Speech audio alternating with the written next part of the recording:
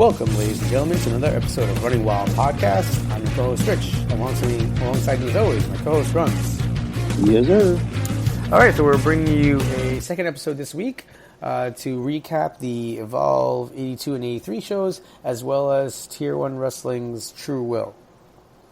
All right, so let's, I guess, start off in order, right? Obviously, Evolve 82. What did you think about the show overall? I definitely enjoyed it. It was slightly annoying for me to watch my co-host and friends, in the front row while I couldn't be there with a broken ankle. So it was a little like a jealous ex-girlfriend. But I enjoyed the show. I really loved Kyle O'Reilly, Keith Lee. It was everything I was hoping it would be. And, that... not that the rest of the show was lackluster, but it definitely picked up, where some other matches may have left off. I really enjoyed the show overall. I mean, by the way, I think you totally missed the boat on pulling like Kurt Angle, because you need to start like going to a show and be like, I went to that show with a broken freaking ankle. I think that would be a great spot for our show for the next couple of weeks. But I really liked Kyle O'Reilly versus Keith Lee as well. I thought that the violent main event came off a little odd, but obviously that's because of the injury. So, whoever idea was to use that shovel, terrible thought process. Yeah, it just didn't. Right off the bat, I mean, I don't know if you could catch it. Most likely, I didn't watch the stream yet, but I know that right off the bat, you could tell, even when he was like zipped up in the body bag, that he had never let go of the arm. No, yeah, he, as soon as he cut it and the ref put the gauze on it, he never let go of his arm for the rest of the time. Yeah, because Paige, you could tell that, I guess with the powerbomb spot, you could have the guy help up a bit, and you could see that wasn't happening because of the fact that Darby was holding his arm the way he was. Yeah, it was pretty gross. It fractured his elbow, cut it to the muscle. It was not a good look. Yeah, and I really like seeing Paige look strong. I think they're building him as a great heel, and obviously, after the events of 83, it seems like he's heading for a title match against Zack Sabre Jr. But I just don't see... I felt like the match during Mania was a little bit of the blow-off there. Allen, the underdog, babyface, gets the win over Paige despite everything. So this... I think the best way to put it is actually from my dad's point of view. He said, I really like Darby Allin, and, it's okay. I'm okay with him losing, but I just wish he would have been able to do more of his stuff. He's like, because I like the fact that he can fly around. And I felt that they could have given it a few more minutes where he could have done that, because I feel like that was going to be the ending no matter what. The body bag and... Yeah, and but it might have gotten cut a little bit short. Because they were after Paige went to pick him up a couple times, and the ref was like, no. And then he brought in the body bag, put him in the body bag, finished it off. So maybe there was going to be something else or a little bit extra. But, he got a couple of the spots where he dove off onto Paige and the gatekeepers, whatever. But it should have been a showcase for Paige to just kill him. It was a last man standing match. Darby wasn't going to win this. This was the blow-off. Darby gets the win. That just makes Paige even more mad. And now he kills him with this one. So I knew what was coming, but I just wish it actually didn't kill Darby Allin. So hopefully in a couple months he's back and better than ever. Yeah, no, completely agreed. And I've done this before and I don't really care. But if you want to support him, go over to ProWrestlingTees.com and pick up a shirt. Definitely help out while he can't get in the ring. Does Darby Allin have a Pro Wrestling Tees store? Yep. I saw someone tweet it, so definitely head over and support that guy. He's just been a great story. He's showing up at WrestleMania week Orlando last year, and a year later, just being in the main event in New York City. And it's kind of a big deal. The Darby Allin shirt is cheappopshop.com. My apologies. Not Pro Wrestling Tees. All right, Cheap Pop. All right, there we go. Thanks for the correction. I thought I must have read my tweet wrong before, or assumed incorrectly, as I usually do.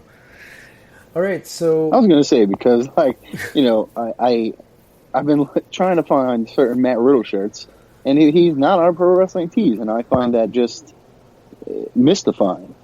But, you know, then I found he has his own website and where he sells some shirts, kingofbros.com, if anyone is looking. But, yeah.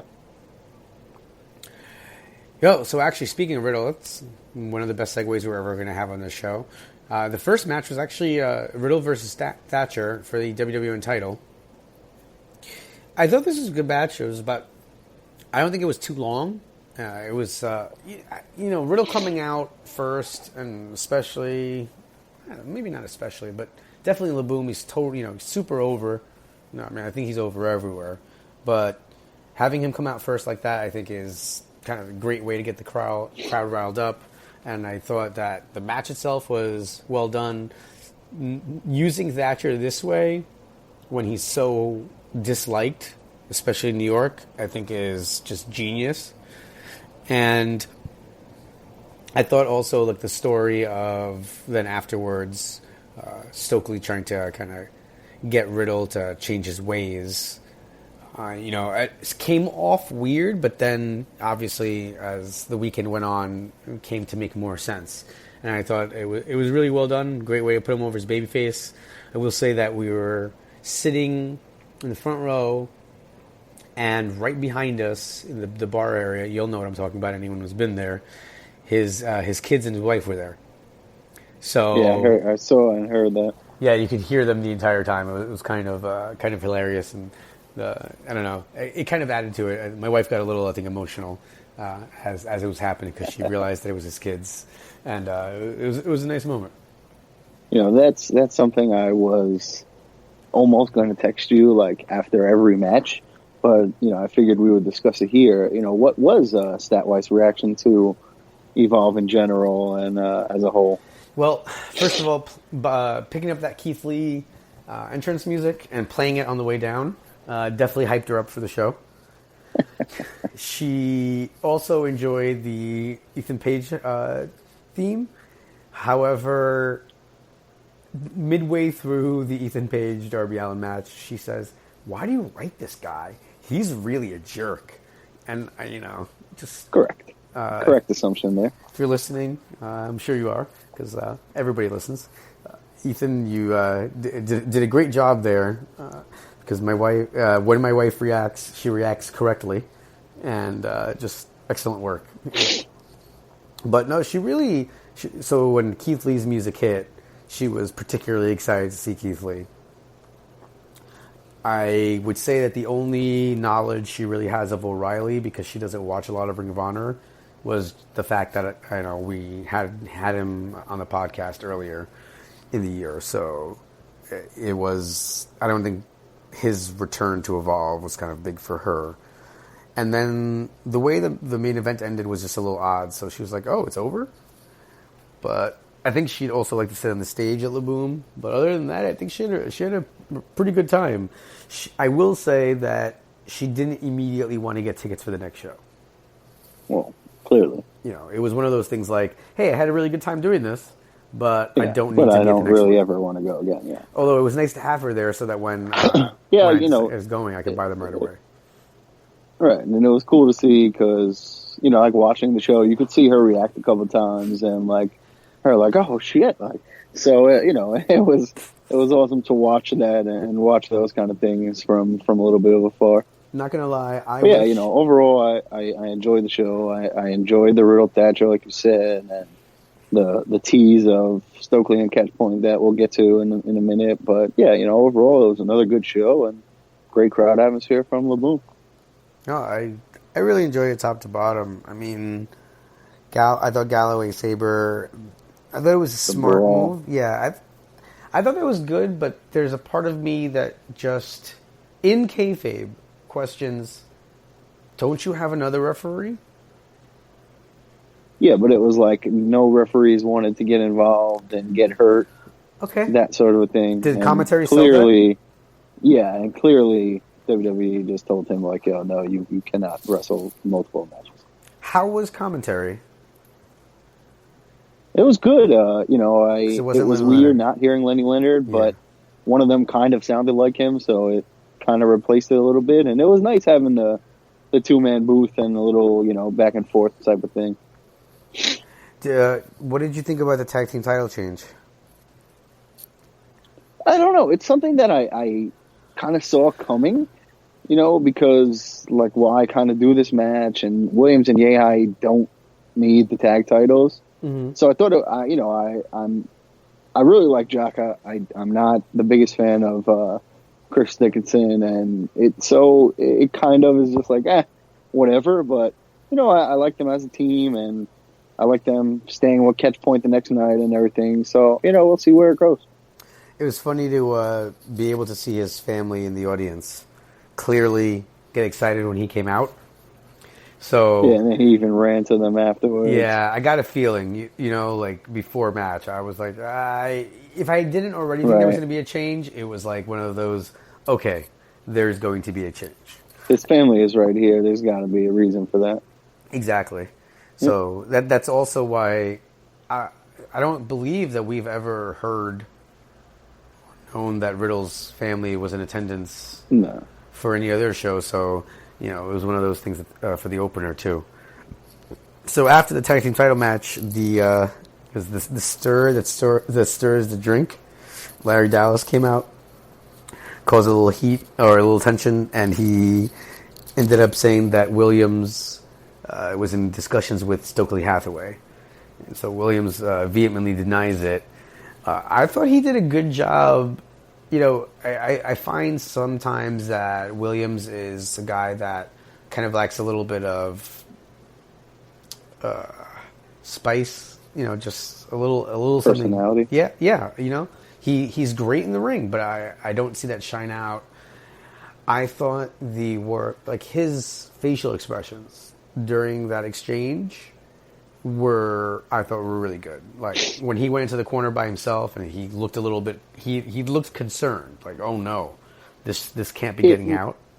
Right. That was the thing. If they were trying to play it off in any way, then no, it didn't work. But if he was trying to look like he was guilty, then it was perfect. Did they show that? Because as soon as you saw a look on his face, and he was kind of just looking back and forth, and then he was like, no. And he just left. You could, clearly, yes, he's obviously talking to Stokely. So, and then after the match, so after that happens, basically Yehai tears into Dallas, and then he destroys him, and then they just rolled Larry Dallas up in the ring apron. That was strange. I guess they were getting also hilarious.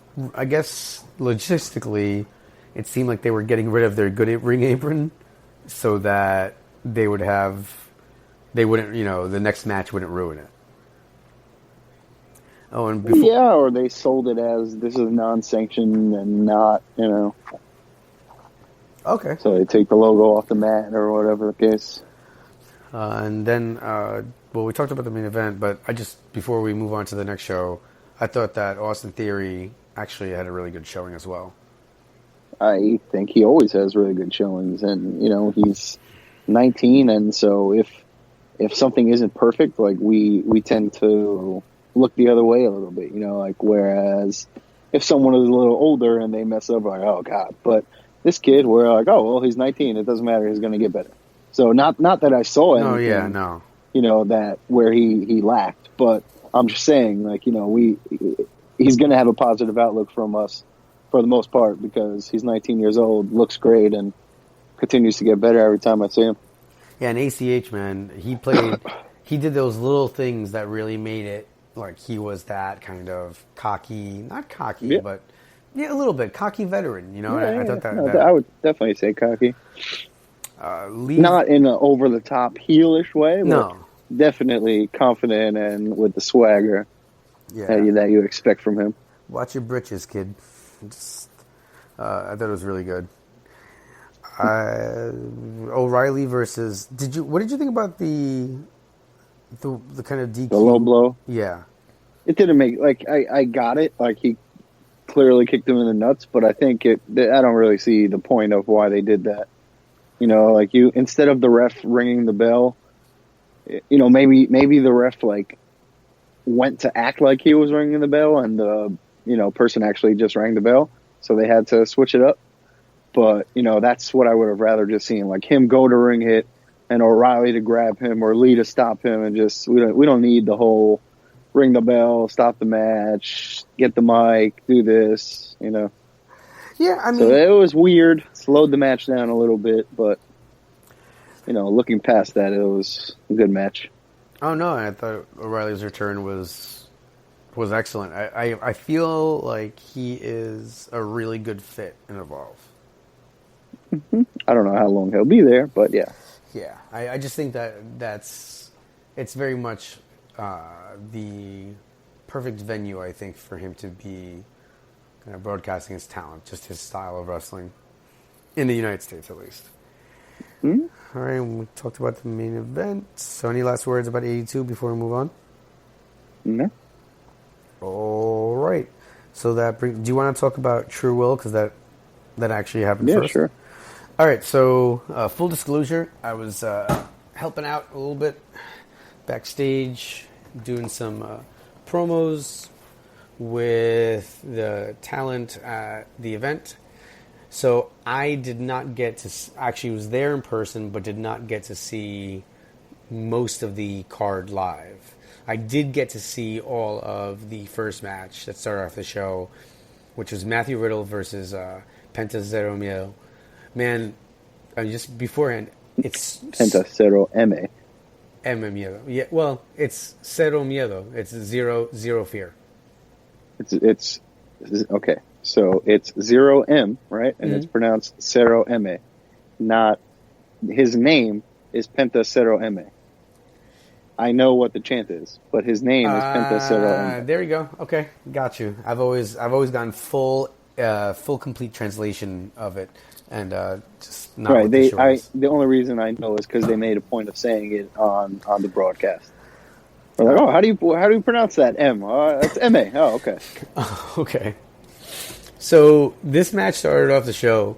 It was really weird to be in a venue where Matthew Riddle is not being cheered completely, like by the entire crowd. Because, I mean, I'd say that crowd was like more in the vicinity of 80-20 in support of Penta. It came across more as like 50-50 on TV. It did? But, I also don't think that I get what you're saying. It didn't have anything to do with Riddle. It was just like, hey, this is freaking Pentagon. Like, that's pretty sick. Yo, there were tons of people that showed up there with, Pentagon shirts or Lucha Underground shirts, and right away went to his merch table. So, by the time the match started, you had tons of people wearing his merch. So it seemed like a very pro Penta crowd. This match, I don't know if you could have picked a better match to start the card. It was super, it was tense. I believe I felt that they kind of were slightly disrespecting each other back and forth, and then the action really picked up. They had that crazy spot with the Mexican Destroyer on the apron, and then Riddle goes over with the Bro Mission. I think my only complaint about this match is I wish there was more time between when Penta hit that Mexican Destroyer on the apron and then when the Bro Mission was locked in.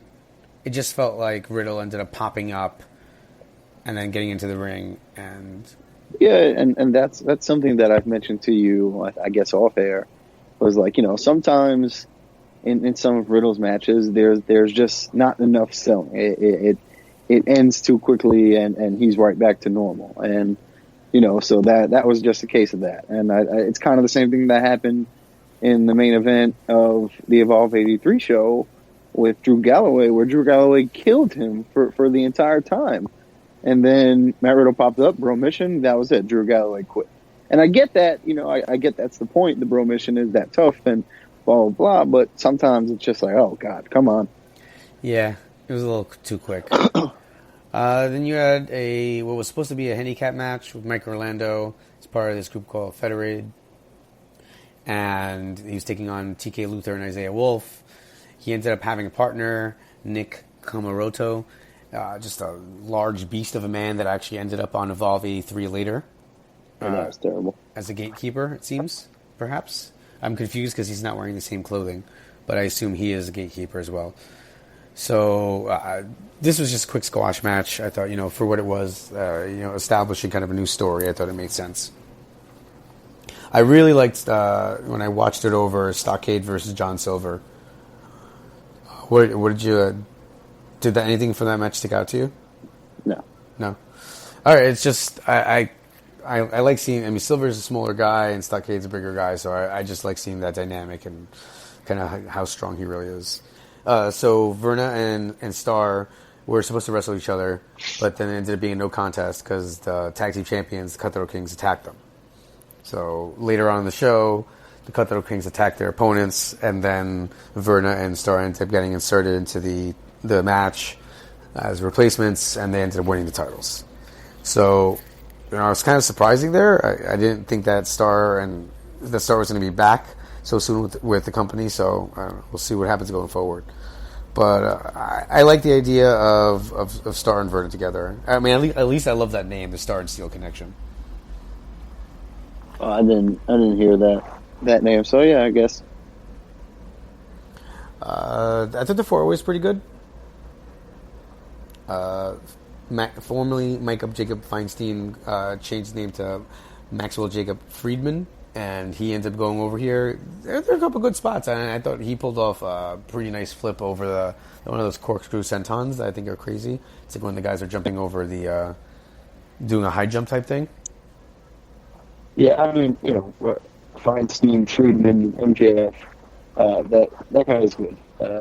He's not the biggest guy, but in terms of a heel and a persona and a character, that guy is absolute money. Whether it's as a manager in House of Hardcore for the time being, or now showing what he can do here, he's money, and he knows what to do. He knows how to get the crowd against him. And he knows where to pick his little weaselly spots and that sort of a thing. Oh, yeah, I think it works really well. Yes, then Dickinson, quick match, ended up being Romero. He's just really strong. I mean, he hit that kind of the Pazuzu bomb, the Razor's Edge from the corner. Granted, the guy, Romero was on the top rope, but that was still crazy. Kind of like shook the place when I actually saw it. And then... Yeah, kind of chose not to watch this one. Fair. Then we had we talked about the tag team stuff. And then the main event was supposed to be a triple threat with Darius Carter defending against Keith Lee and Sonny Kiss. And then Bobby Fish ends up getting added to the match. And then it becomes elimination, which, I'm not going to lie to you, for me, I don't really like just regular 4-way matches with one pin. So I really like that it was an elimination match. Yeah, it was. I agree. And, it's kind of crazy to see Bobby Fish at a show like this, and putting the champion over. I thought that was kind of a good spot. I mean, Carter ends up going like 3-0 on the weekend, so he's been, obviously undefeated as champion, but he's kind of had like 10 straight defenses in the last couple of months, so I think they're building a really good heel there where, the face who ends up taking the belt off of him is going to get a good rub because this guy has just been so obnoxious this entire time, and I think he's good at doing that. Yeah, and overall, I think this show did a good job of, I'm not sure if it's the first or, one of the first Tier 1 shows on Flow Slam, and they did a great job of, this is our champion, this is our guy, MJF is here, and David Starr and Mike Verna, and the Cutthroat Kings, they did a good job of showcasing their talent. And yes, they had the Keith Lees and the Bobby Fishes and, Matt Riddle, Pentagon, but they also did a great job of showing you who their homegrown guys are. And, I really enjoyed seeing that. I really enjoyed seeing those guys get the wins, and it definitely helped, and made me want to watch another show. Yeah, and Riddle's going to be back at the next one. At the end, he ended up coming out, and he had earned a title shot by being Penta. So, seeing Riddle again there is going to be pretty cool too. Mm-hmm. All right, and now for the last event, Evolve 83. So, overall, I personally liked 82 a little bit better. Yeah, for sure. Page kind of continued his reign of terror against Austin Theory, but I don't know. Do you feel like Priscilla? What's going on with Priscilla Kelly? I mean, she ended up taking a bump the night before, which I thought was weird. By the way, Riddle's kid's hilarious. When Priscilla Kelly was going into the ring, one of the kids yelled, "I can see her butt," which was one of the funniest moments of the night, inadvertently. She started out with Darby and going after Darby, it seemed, but now that he's injured, it was always like she tried to get Darby's attention and couldn't, so she went after, Austin Theory, the polar opposite of Darby, to try to get his attention, and so now it seems to be that they're going to go down that road since Darby is not going to be around for a while.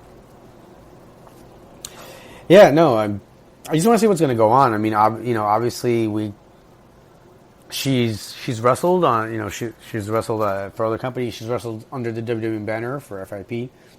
So, but Evolve doesn't, to my knowledge, I mean, at least since I've been watching, hasn't had any women's matches. So, I don't know if she's going to be just his manager or what the deal there is. I kind of wish at this point we were finding out a little bit more. But that just might be because I want to know what the story is, and I'm impatient. Yeah, I mean, it's really only been 4 or 5 shows, and each show you get a little bit more from the commentary, so it's getting there. Darby's set back, who knows how that changes things, so it'll be interesting to see. Then you had Stokely Hathaway and Tracy Williams coming out to the ring, and basically Williams says that he's concerned about the way the current state of Catch Point, and that they're talking more than fighting, and basically then announces that Stokely Hathaway is taking over all of the promotion, all of that stuff for the group. So Yehai, Dickinson, and Jaka run out, and they seem to be pretty upset. Yehai immediately quits. And Dickinson and Jaka end up, they end up staying. They end up being okay with it. However, no Matt Riddle. What did you think about the segment? I thought it was good. Catch Point needs something. So Stokely being with them, and maybe you have Thatcher around, whether he's with them or not, then that adds another element to it. But it gives them a guy who can handle the mic, and I guess that kind of makes them heels, at least definitely Williams. I get the whole competition thing, but, they sold that when Williams fought Yehai, right? Or when Williams fought Riddle, and then now when Williams fought Dickinson, that he's trying to injure them, and he's working over the neck, and you don't do that to your friend and your teammate and that sort of thing. So it's interesting, that I'm definitely more interested in Williams by himself than with this group of guys. So I'm glad to see Yehai leave and be on his own, and now Williams is even more so the de facto leader and just the only single star there. So it works. I like heel stables better than I like face stables, so I'm not going to lie to you. I like this so much better. Love seeing Stokely Hathaway out there, and I just think it's a great fit. I think it's going to help Williams out tremendously. Yeah. For basically kayfabe reasons that are shoot reasons, right? Stoke is good on the mic, and he is great at getting somebody that much more hated or that much more attention also. So I just think this is a great fit. I like the way that you have the ready-made Yehai feud with Williams because of what's happening. And the Thatcher stuff is interesting because he wasn't on the show, and he left the ring right after Stokely had been talking to Riddle the night before about stopping being such a fan favorite and spending time with them and all that stuff. So it'll be interesting to see what's going on. I don't see Thatcher meshing with them well, so I don't know if he's going to just have more than one client in the Dream Team. I don't know. Yeah, or it could just be that him and Thatcher's relationship goes by the wayside. But, I disagree that he's not a fit because he is the exact perfect fit for what Catchpoint is and does. Well, but yeah, they've had such a history and a rivalry that yeah. it would be whatever. But it's wrestling, and Catchpoint is about competition, and they fight each other all the time. So I don't know how big a deal it would make. But if Thatcher is by himself, I don't know how much better it is for him than just being with Stokely and Catchpoint. So it'll be, something else to watch down the line. True. Jock ended up wrestling as well. He wrestled ACH. Seeing ACH in person is just awesome. You see the things he can do. I've seen him before on TV and of course in Ring of Honor, but seeing him do this stuff in person is just kind of absurd. And my wife's jaw dropping when she sees him get out of something with a backwards freaking somersault. Is just it was great. And Jocko picked up the win, and I thought that was really, I was like, oh wow, that's them protecting their tag team champions, or they really like Jocko. And if it's the latter, I'm really happy because from the first time I saw that guy, I've been a fan, and to see him now with the Evolve Tag titles and getting wins over guys like ACH, it's nice to see. Build up some newcomers, we gotta throw kudos out to Jaka for going full on Evolve and shaving the Evolve symbol in the back of his head. That's maybe that was it. Maybe they were like, all right, next show, if you shave the Evolve logo in, you're 2-0. I was like, oh, fuck that, yeah, hell yeah. I'd love to see. I'd love to see him shave the handshake in the back of the head. By the way, which very much confused. My wife's like, why are they shaking hands that way? And I was like, oh, that's their thing. That's their too sweet. Stokely doing it just looks wrong. Oh, they should be like, yo, you don't have to do it. Just you're the manager. Did they always hand off the microphone that way? No, right? He's just Gulak and Williams. I remember taking it from each other that way. All right, it's just pretty funny. I thought David Starr versus Keith Lee. So because of the Darby stuff, they had to change some things around. But he hit that when Lee went for the Spirit Bomb, and Starr flipped out of it. I thought that was kind of crazy. Yeah, it was a good match. Not the biggest David Starr fan, but this was definitely the best or my favorite showing that I've seen from him. So. I enjoyed it. I really like Keith Lee, and anything he's involved in is going to be entertaining, and it's going to make me want to watch it. So that definitely helped. Oh, totally agree. What'd you think about O'Reilly versus Yehai? I don't like Fred Yehai, but it was a good match. It took a while, so it was good back and forth, but I wasn't the most interested.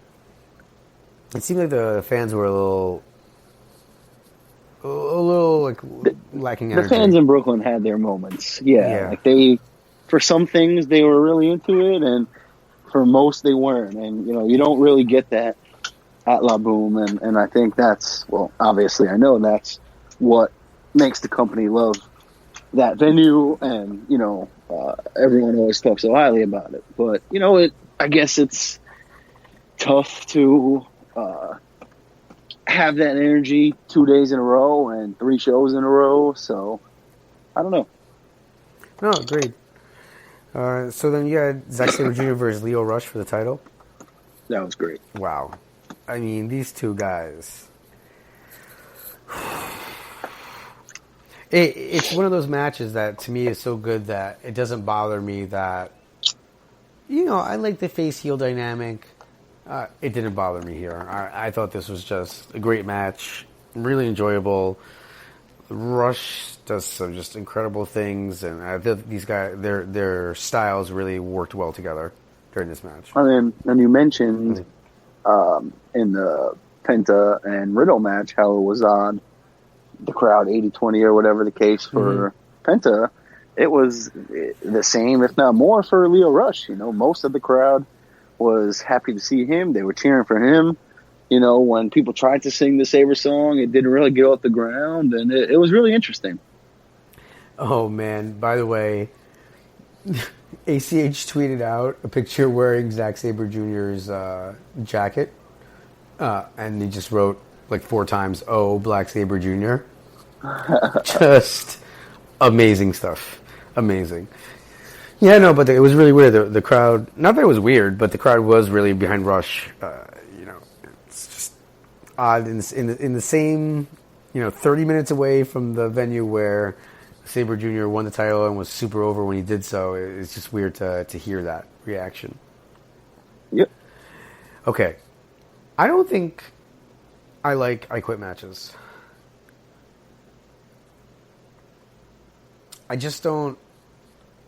I don't know. It's the beat a guy, put the mic in his face, kind of thing over and over again. I don't know. Maybe it was this match. I just don't really enjoy them that much.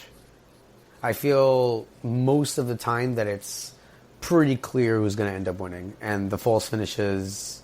Is there really a false finish? I don't feel like that occurred. I get what you're saying. So Can't say I disagree. Not taking anything away from either of these guys, and then making it for the title, I don't think added to me anything to the match. That Galloway's not coming back. Right. So making it for the title, and this is not where insiders and we know. This is Evolve announcing that this is Drew Galloway's last weekend with the company before he stays with NXT full time. Yeah, I mean, it added the fact that, oh my God, Galloway could leave with the belt if he wins this.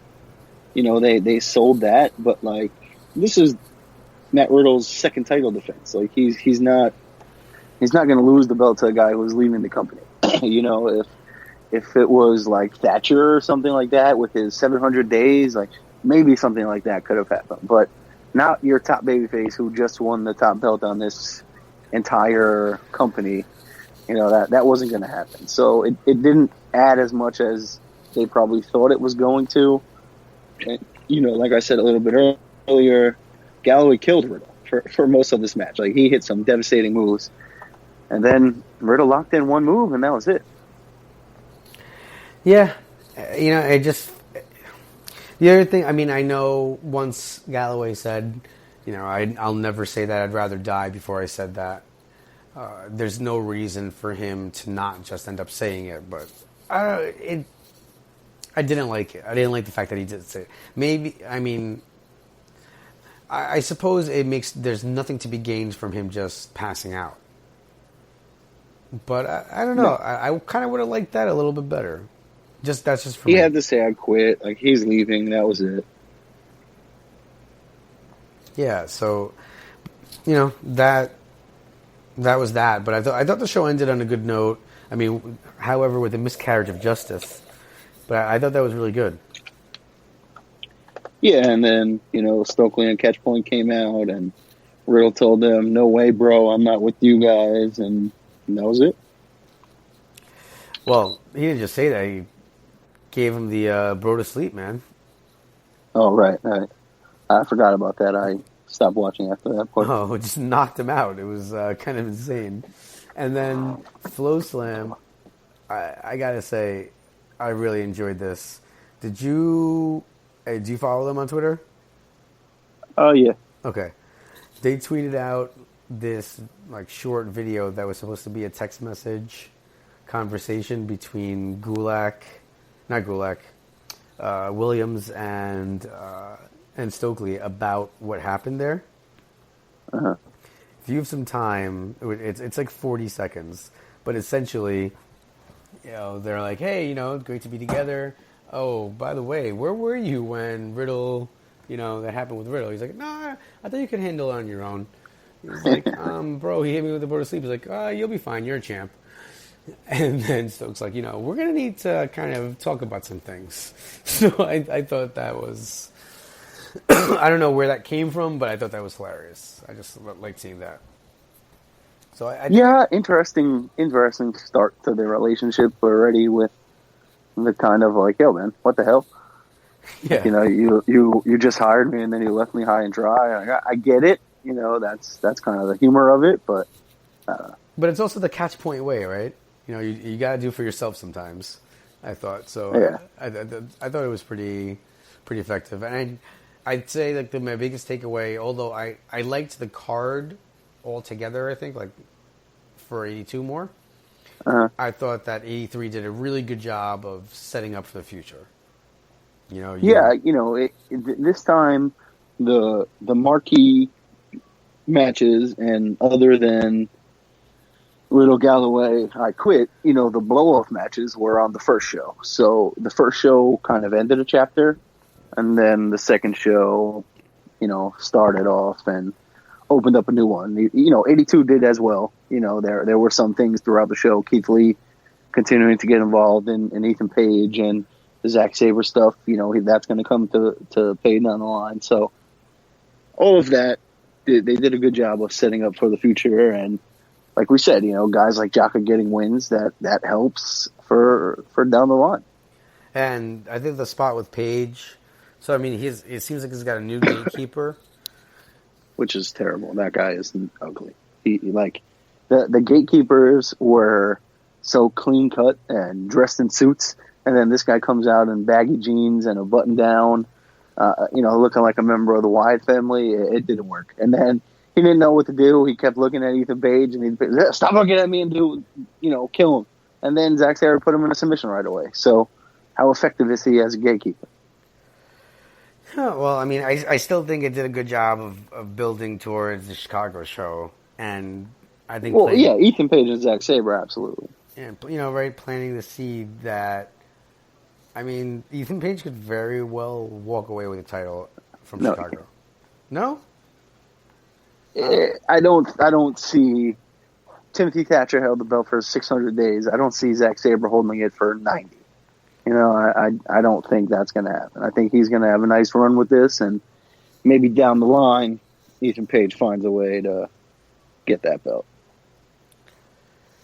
All right. I mean, I think the build they've been giving him is kind of leading to it.